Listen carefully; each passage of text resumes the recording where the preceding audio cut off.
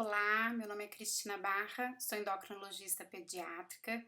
Queria agradecer à comissão organizadora desse evento pela oportunidade e por trazer um tema tão importante que são essas diretrizes da retirada dos glicocorticoides.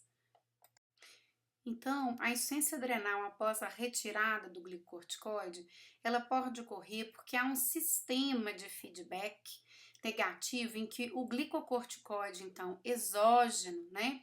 Ele se liga aos receptores centrais no hipotálamo e na hipófise, inibem a produção do ACTH. E, a depender, claro, de alguns fatores, pode ocorrer, além a supressão, então, desse eixo, também uma atrofia adrenal. Então, após a retirada do glicocorticoide, pode haver uma produção do cortisol pela adrenal em condições basais, porém é possível também que o eixo fique incapaz de reestabelecer uma resposta, principalmente diante de um estresse metabólico.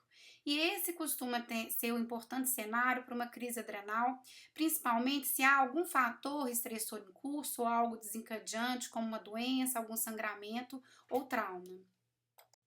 É estimado que cerca de 1% da população, de uma forma geral, e é claro que há valores aí diferentes com relação à faixa etária pediátrica, mas de que 1% então da nossa população mundial está em uso de glicocorticoide e, portanto, então está sobre o risco de desenvolver em algum momento uma insuficiência adrenal após a sua retirada.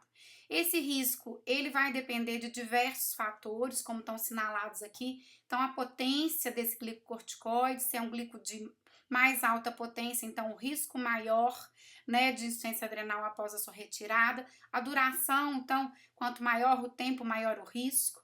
A dose, né, mesmo que seja um glicocorticoide de baixa potência, a depender da dose.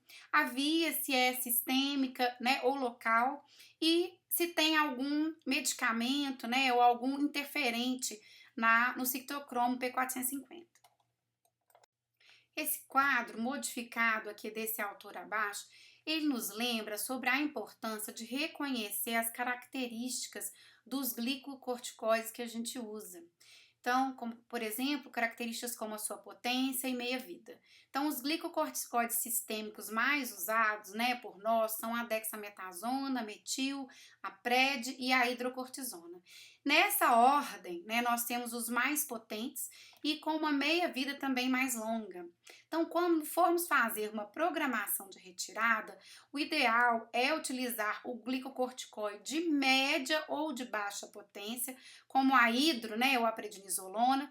A hidro, ela tem que ser manipulada, ela não é prontamente disponível, então a gente usa muito a prednisolona na apresentação de 1 mg por ml e se for usada a hidro, né, usar um intervalo aí de 6 em 6 horas ou no máximo de 8 em 8 horas e a prednisolona de 24 em 24 horas ou de 12 em 12 horas.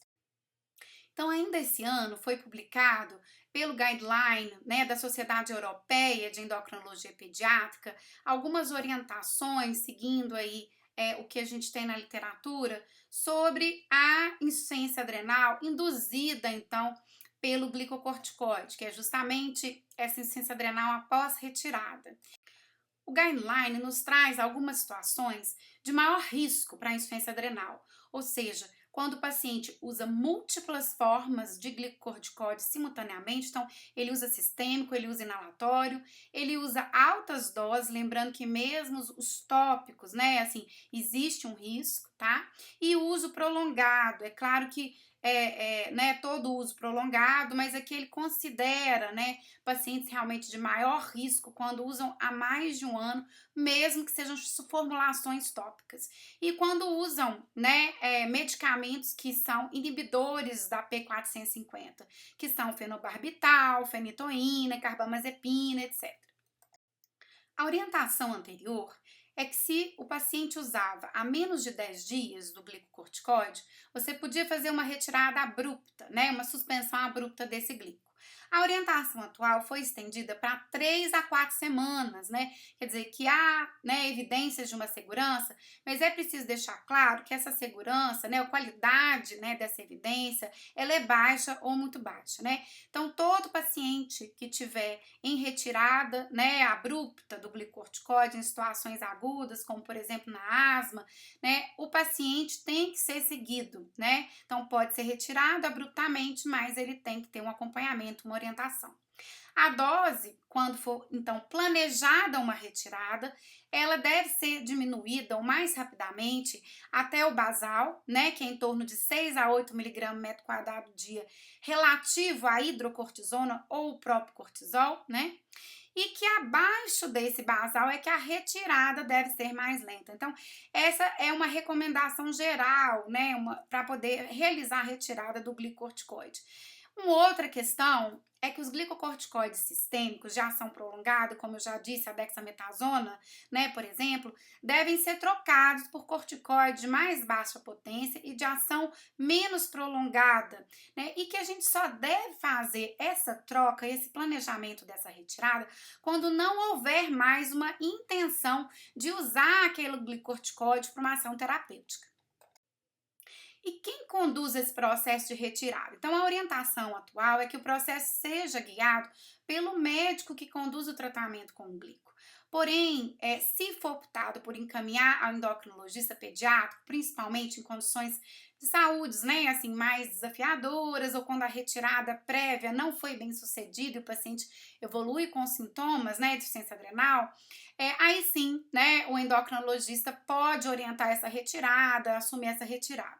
Então, se o endócrino, né, for conduzir, optar por realização de alguma avaliação desse eixo, na literatura, o que é colocado, que o cortisol basal é a preferência, né? Embora se tenha sugerido, né, para isso, um único ponto de corte, né, menor do que 5 microgramas para decilitro, que sugeriria uma supressão com valor preditivo positivo de 95%, ou, né, se estimulado, né, maior do que 10, né, você sugere aí também uma recuperação, né? Então, maior do que 10, desculpa, no basal, acima de 12, 18, né, no estimulado.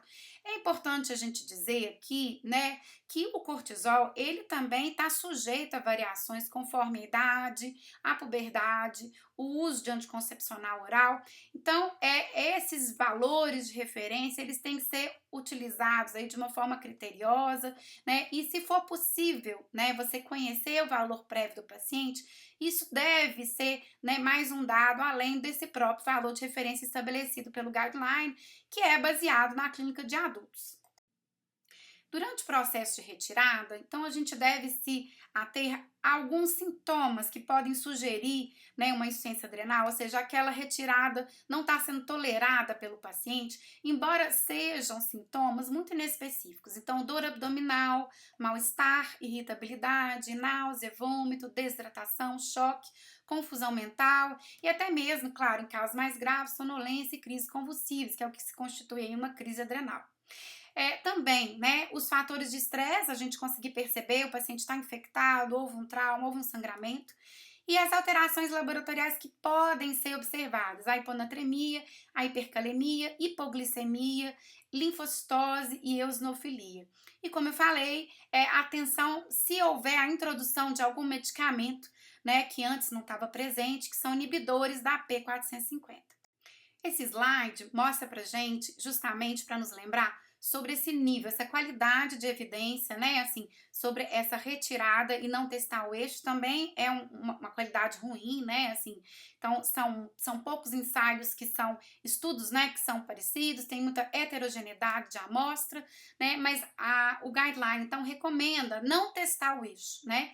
E se for optado por testar em condições bem específicas, né, provavelmente guiado por endocrinopédia, é mais efetivo, então, dosar o cortisol basal do que o cortisol estimulado pelo ACTH, que é o que a gente chama de teste de estímulo. Então, para finalizar esses conceitos gerais que eu queria trazer, então eu vou elucidar com um caso clínico, que foi até publicado aqui nesse artigo, né? Então, o lactente pequenininho, né, jovem de 6 meses, sexo feminino, em uso do clobetasol creme em todo o corpo por 8 semanas.